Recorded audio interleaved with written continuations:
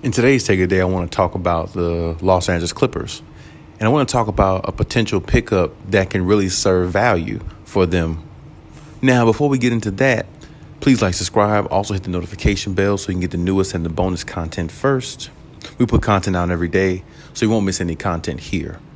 Now, I want to go ahead and be clear about this one. I like the fact that the Clippers picked up Harry Giles. I think he's from Portland. And he played 38 games last year. He's a solid big man, or a solid piece, I should say, to what the Clippers are trying to accomplish, which is win a championship. And I think that pickup is pretty good. I think it's a very, very underrated pickup.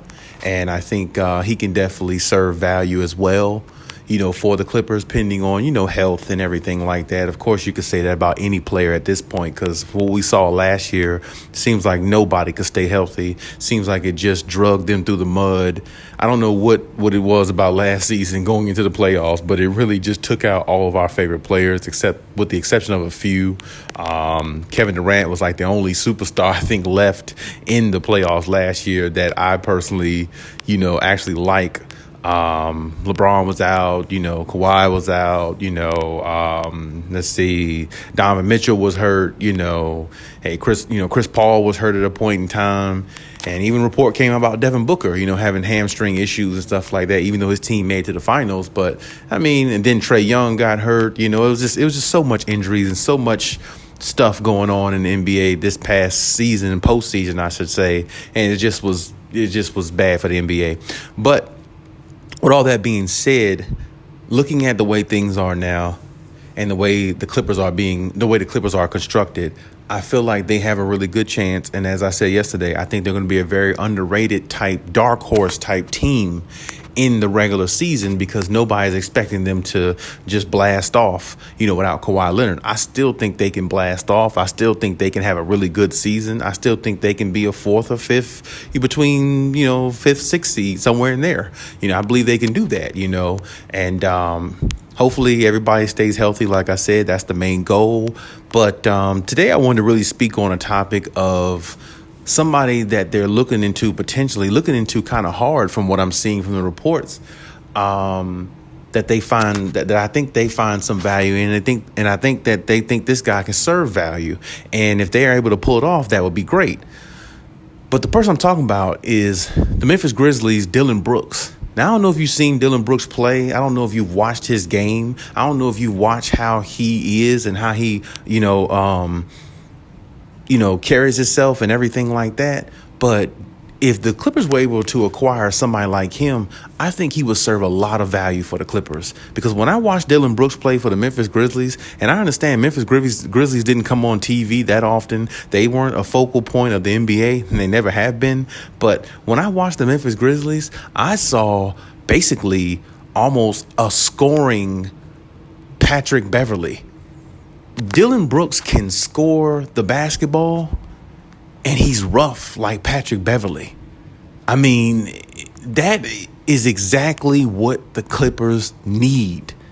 If they found a way to pull off the trade for Dillon Brooks, I think that would serve more than its purpose. I think he would be more valuable. And honestly, I think he would end up probably getting more minutes than Eric Bledsoe. Because you're telling me you have a player who averaged 17 points a game last year, shooting over 40% from the field and shooting close to 40, 35, 38, somewhere like that from three-point range. Well, that's pretty much what the Clippers always needed from Patrick Beverley. Now, they got that from him. I think this past season, they got, him scoring more, and he's implemented more on his offense from knocking down threes. But Dillon Brooks can already do that. Dillon Brooks already comes with that. You know what I'm saying? And he comes with that edge and that toughness. And that's exactly what they had in Patrick Beverley. Now you just have that in a player who is stronger, bigger, and who can score better. And he's more aggressive on offense, too. He doesn't settle for threes all the time. I've watched this game. He'll go in the paint, drive in, draw fouls, show that grittiness. And to me, those are the type of players you need to win championships. They add somebody like Dillon Brooks to this mix of what they have. He is going to bring a level and an edge. He's going to bring a toughness that they're missing now, because now they don't have Patrick Beverley. They don't have that toughness. They don't have that guy that'll go in there and just pest, be a pest and bother the other team's superstar and get in his head, or get up in him defensively where the other guy can't move without the defender on them. They don't have that no more because they don't have Patrick Beverley. But I'm telling you, if they found a way to acquire this guy and Dillon Brooks, I think Clippers fans would be overly happy with what Dillon Brooks can bring to the team. Because, if Kawhi isn't guarding him or PG isn't guarding another team's superstar, we'll put Dillon Brooks on him. Dillon Brooks is taller. He's bigger. He's stronger. He's younger than Patrick Beverley. And like I said, he can score better. So it's like you have a Patrick Beverley 2.0 that's better than the actual original experiment in Patrick Beverley, better than the original product itself. And to me, that's something that the Clippers need to look into. That's something that the Clippers need to try to explore. And I think if they could find a way to pull him away from Memphis and get him, that would be really good. And I think it might not be that hard because the Memphis Grizzlies are looking at, of course, Ja Morant. Ja Morant is their number one guy, and they want to center the team around him more than actually him having to share the load with another player like Dillon Brooks, who's up and coming just like he is.